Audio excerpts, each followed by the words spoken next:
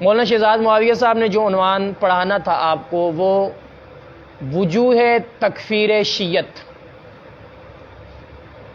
کہ شیعہ کا جو تکفیر کی جاتی ہے وجہ کیا ہے، کیوں یہ کافر کافر کی بات کی جاتی ہے، کیوں کافر کہا جاتا ہے۔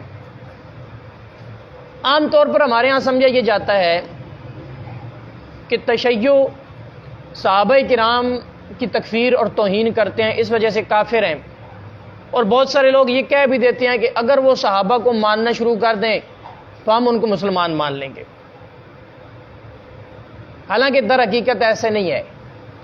شیعت کی جو تکفیر ہے وہ ان کے عقائد کی بنا پر ہے، تکفیر صحابہ بھی ان کی تکفیر کی وجہ ہے، توہین صحابہ، سب صحابہ، تکفیر صحابہ بھی شیعت کی تکفیر کی وجوہ میں سے ایک وجہ ہے، لیکن صرف یہ نہیں ہے، بلکہ وہ اپنے عقائد کفریہ کی بنا پر دائرہ اسلام سے خارج ہیں۔ اور ان عقائد میں سے سب سے بنیادی عقیدہ عقیدہ بدا۔ عقیدہ بدا کا مطلب یہ ہے، بدا کا مطلب ہوتا ہے بھول جانا، دھوکہ کھا جانا، اور تشیع اللہ تبارک و تعالیٰ کے متعلق بدا کا عقیدہ رکھتے ہیں کہ اللہ تعالیٰ کو معاذ اللہ بدا ہو جاتا ہے۔ محمد بن یعقوب کلینی اصول کافی کے اندر 4 بڑی کتابیں ہیں تشیع کی، جنہیں اصول اربعہ کہتے ہیں۔ الجامع الکافی، یہ 8 جلدوں پر مشتمل ہے۔ اصول کافی، فروع کافی اور روضہ کافی اس کے اندر موجود ہے۔ پہلی 3 جلدیں اصول کافی، اگلی 4 جلدیں فروع کافی، اور آخری جلد جو ہے وہ روضہ کافی کے نام سے ہے۔ اسی طرح تہذیب الاحکام 10 جلدوں پر مشتمل ہے۔ الاستبصار اور من لا یحضر الفقیہ یہ 4 جلدوں پر مشتمل ہیں۔ تو اس پورے مجموعے کو کہتے ہیں اصول اربعہ، اور ان اصول اربعہ میں سے بھی سب سے اہم کتاب جو ہے وہ اصول کافی ہے، الاصول من الکافی۔ اور اس کتاب کے مقدمے کے اندر صفحہ نمبر 125 میں لکھا ہوا ہے کہ یہ کتاب 12ویں امام کے سامنے غار میں پیش کی گئی۔ 12ویں امام کے جو شیعہ کے نظریات ہیں وہ گزشتہ سال ہم نے تفصیل سے پڑھے تھے، جو ساتھی گزشتہ سال کے کورس میں شامل تھے وہ خوب سمجھتے ہیں، پورا ہم نے 1 دن کا لیکچر اس پہ رکھا تھا۔ تو کہا کہ 12ویں امام کے سامنے الاصول من الجامع الکافی پیش کی گئی، محمد بن یعقوب کلینی نے جب لکھی تو 12ویں امام نے اس کی تائید کی اور کہا کہ کافی لشیعتنا، ہمارے شیعوں کے لیے یہ کتاب کافی ہے۔ گویا کہ اتنی معتبر کتاب ہے کہ 12ویں امام نے اس کی، امام معصوم نے بقول ان کی تائید کر دی کہ یہ کتاب ہماری شیعت کے لیے کافی ہے۔ اور اس کے اندر محمد بن یعقوب کلینی نے 30 سے 32 روایات عقیدہ بدا پہ ذکر کی ہیں، باقاعدہ باب باندھا ہے بدا کے عنوان سے، اور اس کے اندر روایات ذکر کی ہیں، اور یہاں تک لکھتا ہے کہ اگر لوگوں کو پتہ چل جائے کہ بدا اللہ تعالیٰ کی کتنی بڑی عظمت ہے تو لوگ اس سے کبھی انکار نہ کریں۔ اور بدا ہے کیا کہ اللہ تعالیٰ کو بھول چوک ہو جاتی ہے، اللہ تعالیٰ معاذ اللہ دھوکہ کھا جاتے ہیں، نقل کفر کفر نباشت۔ اور کہتے کیا ہیں کہ اللہ نے وعدہ کیا تھا کہ ہر امام کے بڑے بیٹے کو امام بنائیں گے۔ حضرت علی امام بنے، حضرت علی کے بڑے بیٹے حضرت حسن امام بنے۔ تو اب اصول کے مطابق چاہیے یہ تھا کہ حضرت حسن کے بڑے بیٹے امام بنتے، لیکن اللہ تعالیٰ بھول گئے اور پھر امامت جو ہے حضرت حسین کی طرف منتقل کر دی، بجائے حضرت حسن کا بڑا بیٹا امام بنتا، امامت حضرت حسین کی طرف چلی گئی اور حضرت علی کے چھوٹے بیٹے بھی امام بن گئے۔ پھر یہ اصول چلا آگے، حضرت حسین کے بیٹے امام زین العابدین کے بیٹے محمد باقر کے بیٹے۔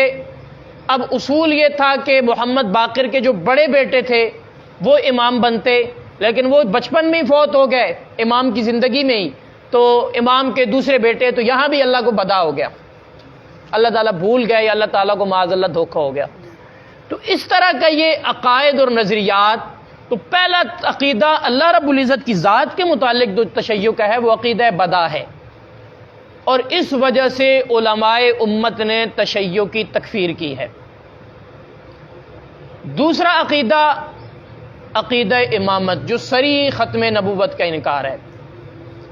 عقیدہ امامت توہین باری تعالی ہے، عقیدہ امامت توہین نبوت ہے، عقیدہ امامت توہین اہل بیت ہے، عقیدہ امامت توہین قرآن ہے، عقیدہ امامت توہین انبیاء کرام علیہم الصلاۃ والسلام ہے، کہ اس عقیدے کے اندر تشیع نے وہ عقائد گھڑے کہ انکار توحید اس عقیدے کو مستلزم ہے، کہ اماموں کے لیے ثابت کیا کہ امام وہ ہیں جو انسان کو پیدا کرنے والے ہیں، امام وہ ہیں جو روز محشر میں حساب لیں گے، امام وہ ہیں جو پوری کائنات کو روزی دیتے ہیں، امام وہ ہیں جو تقدیر کے مالک ہیں، امام وہ ہیں جو سزا و جزا کے مالک ہیں، جن کی کتابوں کے اندر موجود ہے۔ وقت ہوتا میں ایک ایک حوالہ آپ کو بتاتا لکھواتا، لیکن ایک ایک حوالے کا ذمہ دار ہوں۔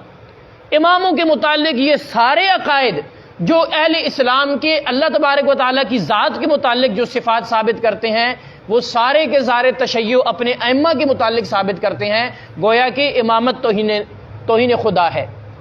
اور امامت نبوت کی توہین، کہ نبوت کے متعلق جتنے عقائد مسلمانوں کے ہیں وہ سارے کے سارے امام کے لیے ثابت کیے۔ نبی معصوم ہوتا ہے، انہوں نے کہا امام بھی معصوم ہوتا ہے۔ نبی پر وحی آتی ہے، انہوں نے کہا امام پر بھی وحی نازل ہوتی ہے۔ نبی کائنات میں سب سے افضل ہوتا ہے، انہوں نے کہا امام کائنات میں سب سے افضل نہیں بلکہ نبیوں سے بھی افضل ہوتا ہے، اور یہ ان کی کتابوں میں موجود۔ الحکومت الاسلامیہ، خمینی کی مشہور کتاب، اس کے اندر اس نے لکھا ان من ضروریات مذہبنا ان لائمتنا مقاما لا یبلغہ ملک مقرب ولا نبی مرسل۔ بے شک ہماری ضروریات مذہب میں سے، ضروریات دین میں سے یہ بات ہے کہ ہمارے اماموں کا وہ مقام ہے جو کسی ملک مقرب قریب اللہ تعالیٰ کے فرشتے کا بھی نہیں ہے، اور کسی نبی کا بھی وہ مقام نہیں ہے جو اماموں کو مقام حاصل ہے۔ اور یہ ساری کتابوں کے اندر، اصول کی کتابوں کے اندر، اور لکھ کیا رہے ہیں اس کو، یہ ضروریات دین میں سے ہے۔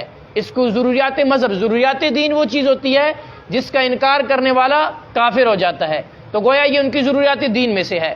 اگرچہ اللہ تعالیٰ نے انتقام لیا، اور مولوی فرمان علی ہندوستان کا ایک شیعہ مجتہد گزرا ہے، اور اس نے ترجمہ فرمان علی اس کا بڑا مشہور ہے، اردو کے اندر اس نے قرآن کریم کا ترجمہ کیا، اور اس کے حاشیے کے اندر وہ لکھتا ہے کہ امام کو نبی کے مرتبے تک پہنچانے والا یا نبی سے افضل کہنے والا خارج اسلام ہے۔ امام کو نبی کے مرتبے تک پہنچانے والا اسلام سے خارج ہے، یہ اس نے خود لکھا ہے۔ اب فرمان علی کی مانے تو اس کے مطابق چونکہ باقی ساروں کا یہ عقیدہ ہے کہ امام نبی سے افضل ہوتا ہے، تو فرمان علی کے فتوے کے مطابق سارے کافر۔ اور اگر فرمان علی کی نہ مانے تو دوسرا جو فتویٰ لگ رہا ہے اس کے مطابق فرمان علی کافر بنتا ہے، کیونکہ اس نے ضروریات مذہب کا انکار کیا ہے۔ تو ہمیں تو کہنے کی ضرورت نہیں ہے، یہاں سے پکڑیں تب بھی کافر، یہاں سے پکڑیں تب بھی کافر۔ وہ فرمان علی کی مانے تب بھی کافر ہیں کیونکہ ضروریات مذہب کا انکار کر رہے ہیں، اور اگر فرمان علی کی نہ مانے تو تب اس کے فتوے کے مطابق کافر ہیں۔ دونوں صورتوں میں وہ خود اپنے فتووں کے مطابق کافر ہو رہے ہیں۔ بہرحال یہ ہے کہ انبیاء امامت کے متعلق عقیدہ یہ ہے کہ امام نبیوں سے بھی افضل ہوتا ہے۔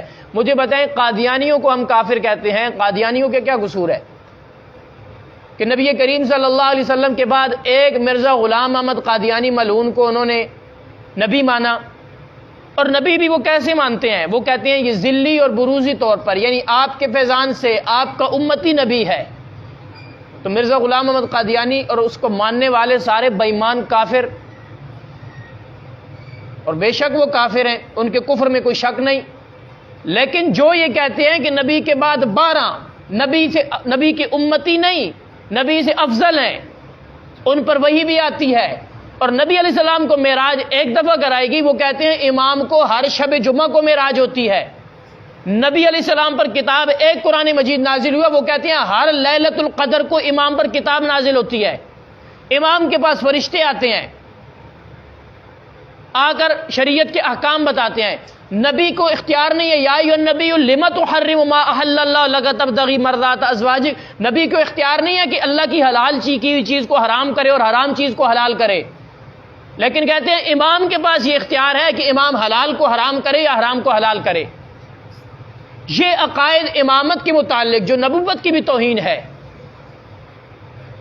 اور ختم نبوت کا صریح انکار اس کے اندر، اور ایک کے متعلق نہیں 12 امام اس طرح مانتے ہیں، تو کیا غلام احمد قادیانی اور قادیانیوں سے بڑے کافر یہ ہوئے کہ نہیں ہوئے؟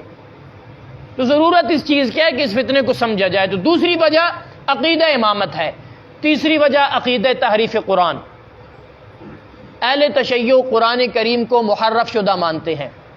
ان کی کتابوں میں 2000 سے زائد روایات جو قرآن کریم کی تحریف پر صریح دلالت کرتی ہیں موجود ہیں. اور ایک کتاب انہوں نے لکھی ہے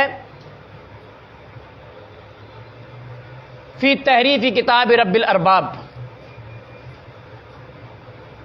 اس کتاب کے اندر وہ 2000 روایات ذکر کی ہیں کہ قرآن کریم کے اندر صحابہ کرام رضوان اللہ تعالی علیہ مجمعین نے جمع کرتے ہوئے ان میں 8 قسم کی تعریف کر دی. قرآن میں 8 قسم کی تعریف کر دی. قرآن کریم کا جو ہے وہ صورتیں بدل دی، کچھ حروف نکال دیے، کچھ الفاظ کچھ مضامین نکال دیے، کچھ اس میں زیادتی کر دی، کچھ اس کے تعداد کو حروف کو بدل دیا، کچھ اس کے الفاظ کو بدل دیا، کچھ اس کی ترتیب کو بدل دیا. گویا کہ 8 قسم کی تعریف کے قائل ہیں یہ. اور یہ 8 قسم کی تعریف ان کی کتابوں میں 2000 سے زائد روایات ہیں. آج کسی تشیع سے رافضی سے بات ہو تو وہ یہ کہتے ہیں جی ہم تو یہی قرآن پڑھتے ہیں، ہمارے ہاں تو تعریف نہیں ہے. تو اس کا جواب بھی ترجمہ مقبول کے اندر مولوی مقبول حسین دہلوی نے دیا. سورہ یوسف کے اندر ایک آیت کے حاشیے میں یہ لکھتا ہے کہ سوال یہ ہوتا ہے کہ جب قرآن تحریف شدہ ہے تو پھر یہ قرآن ہم کیوں پڑھتے ہیں؟ تو اس کا جواب یہ دیتا ہے کہ ہمیں امام کے حکم سے مجبور ہیں. امام نے حکم یہ دیا ہے کہ جب تک 12واں امام غار سے اصلی قرآن جو اصول کافی کی روایت کے مطابق 17,000 آیات پر مشتمل ہے، 70 گز لمبا ہے، وہ امام اصلی قرآن لے کر نہیں آتا، اس وقت تک یہی جعلی قرآن ہم نے پڑھنا ہے. اور جب اصلی قرآن آ جائے گا تو پھر ہم اصلی قرآن پڑھیں گے. تو ہم امام کے حکم سے مجبور ہیں تب یہ قرآن پڑھتے ہیں. لہٰذا یہ دلیل ان کی نہیں چلتی کہ ہم یہی قرآن پڑھتے ہیں. اور علامہ عبدالشکور لکھنوی رحمۃ اللہ تعالی علیہ نے یہاں پر کچھ سوالات لکھے ہیں.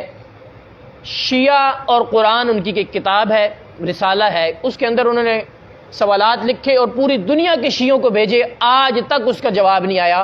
پہلا سوال یہ کیا کہ اگر شیعہ یہ کہتے ہیں کہ وہ تحریف قرآن کے قائل نہیں ہیں تو اپنے اصول حدیث کے مطابق ان 2000 روایات جو ان کی کتب کے اندر موجود ہیں، اپنے اصول حدیث کے مطابق ان کے غیر مقبول ہونے کی، ان کے معتبر نہ ہونے کی کوئی ایسی وجہ بتا دیں کہ جو شیعہ اصول حدیث کے مطابق صحیح ہو، اور اس کے مطابق شیعہ کی روایات امامت بھی باقی رہیں. اس لیے کہ ملا باقر مجلسی نے اصول کافی کی شرح لکھی ہے میرات العقول کے نام سے، 21 یا 23 جلدوں پر مشتمل یہ میرات العقول ہے. اس کے اندر اس نے لکھا ہے یہ جو روایت ہے کہ قرآن کریم 17,000 آیات پر مشتمل ہے اصل قرآن، اس کی شرح کے اندر اس کی تشریح میں لکھتا ہے کہ میرے نزدیک جو تحریف قرآن کی روایات ہیں یہ امامت کی روایات سے کم نہیں ہیں. تو علامہ عبدالشکور لکھنوی نے اس کو بنیاد بنا کر لکھا کہ تحریف قرآن کی روایات آپ کے نزدیک امامت سے کم نہیں ہیں، تو اب چاہیے تو یہ کہ تم ایسی ان روایات کے غیر معتبر ہونے کی دلیل دو اپنے اصول حدیث کے مطابق کہ تمہاری امامت کی روایات باقی رہیں اور تحریف قرآن کی روایات ختم ہو جائیں. ایسی کوئی وجہ آج تک وہ نہیں بتا سکے. دوسری بات کہ ایسا ایک فتویٰ جاری کریں شیعہ کے بڑے مدارس سے، وہ قم سے لے کر لاہور تک، جامعۃ المنتظر، جامعۃ الکوثر سے لے کر قم یونیورسٹی تک، تمام بڑے معتبر اداروں سے ایک فتویٰ جاری کریں کہ جو تحریف قرآن کا منکر ہے اور اس میں ان کے نام مینشن کریں، وہ باقر مجلسی ہو، وہ محمد بن یعقوب کلینی ہو، وہ شریف مرتضیٰ ہو، یا وہ دیگر جو بھی ان کے بڑے جنہوں نے صریح اور کھل کر لکھا ہے، ان سب کا نام لے کر لکھیں کہ یہ تحریف قرآن کی وجہ سے دائرہ اسلام سے خارج ہیں. آج تک وہ کام بھی نہیں کر سکے. اور جب بھی کسی پہ بات ہو ان سے یہ 2 مطالبے ضرور کریں، یہ 2 مطالبے ضرور رکھیں کہ تحریف قرآن کہ منکر کو کافر کسی بڑے فتوے، کسی بڑے دارالافتاء سے شائع کرواؤ اور اس فتویٰ عام کرو کہ تحریف قرآن کا منکر کافر ہے، اور پھر جس نے تحریف قرآن کے متعلق اقوال کیے ہیں، روایات لائی ہیں، اور جس نے یہ کہا ہے کہ میرا عقیدہ تحریف قرآن کا ہے، وہ دائرہ اسلام سے خارج ہے، اس کے متعلق فتویٰ جاری کریں، پھر ہم مانیں گے کہ آپ واقعی تحریف قرآن کے قائل نہیں ہیں۔ اور دوسرا، 2000 روایات کو، ان روایات کو رد کرو اس طور پر کہ امامت کی روایات باقی رہیں، تحریف قرآن کی روایات ختم ہو جائیں، اور وہ بھی شیعہ کے اصول حدیث کی روشنی میں ہو۔ لیکن ایسا قیامت تک کر نہیں سکیں گے، تقیہ کر کے کہہ دیں گے ہم قرآن کو مانتے ہیں، ہمارا قرآن پر ایمان ہے، لیکن قرآن پر ایمان نہیں ہے، اس لیے کہ 2000 سے زائد روایات شیعہ کتب میں ہے۔ تفصیل کا وقت نہیں ہے ورنہ روایات پڑھ کر سناتا۔ اور چوتھی وجہ تکفیر، ویسے تو 27 وجوہ جو میں نے نکالی ہیں وہ شیعہ کی کفر کی وجہ ہیں، لیکن موٹی موٹی 4 وجوہ جن پر عام طور پہ فتویٰ ہوتا ہے۔ چوتھی وجہ تکفیر شیعہ کی وہ تکفیر صحابہ ہے۔ شیعہ کے نزدیک صحابہ کرام رضوان اللہ تعالی علیہ مجمعین معاذ اللہ سارے کے سارے مرتد ہو گئے تھے، سارے کے سارے، اس میں کسی کی تخصیص نہیں ہے۔ تہذیب الاحکام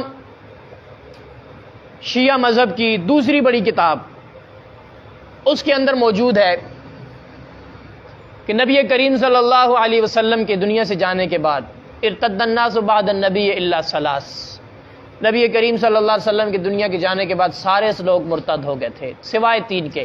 وہ 3 کون ہیں؟ المقداد بن الاسود و ابو ذر الغفاری و سلمان الفارسی۔ مقداد بن اسود، ابو ذر غفاری اور سلمان فارسی کہتے ہیں یہ 3 مسلمان ہو گئے، باقی سارے مرتد ہو گئے۔ اس میں حضرت علی بھی شامل ہیں، حضرت حسن حسین بھی شامل ہیں، اہل بیت بھی شامل ہیں، صحابہ بھی شامل ہیں، ساروں کو مرتد کہا۔ 3 کا کہا کہ یہ مرتد نہیں ہو، لیکن آگے کیا لکھتے ہیں؟ ان 3 کے ایمان کی حالت بھی یہ ہے کہ اگر ایک کو پتہ چل جائے کہ دوسرے کا ایمان کیسا ہے تو وہ کافر ہو جائے۔ گویا کہ یہ کہہ رہے ہیں کہ یہ 3 بھی اصل میں مومن نہیں رہتے، یہ بھی منافق ہو گئے تھے۔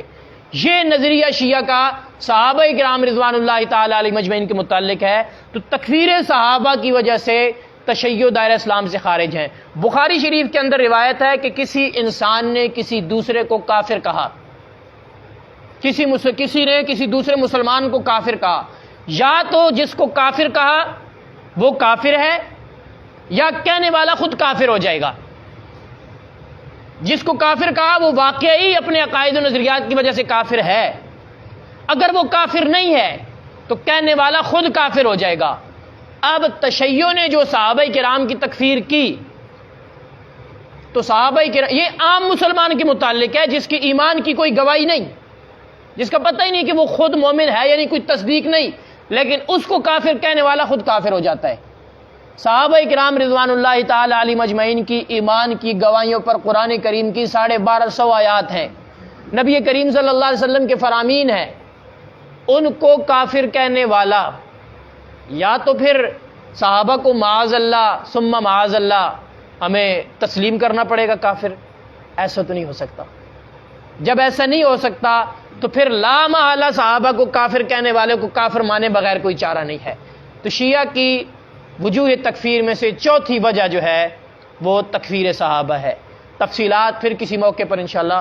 کاشف آپ جاگ جائیں، 1 سال ہو گیا آپ سو رہے ہیں۔ دوسرا عنوان جو ہم نے لیا تھا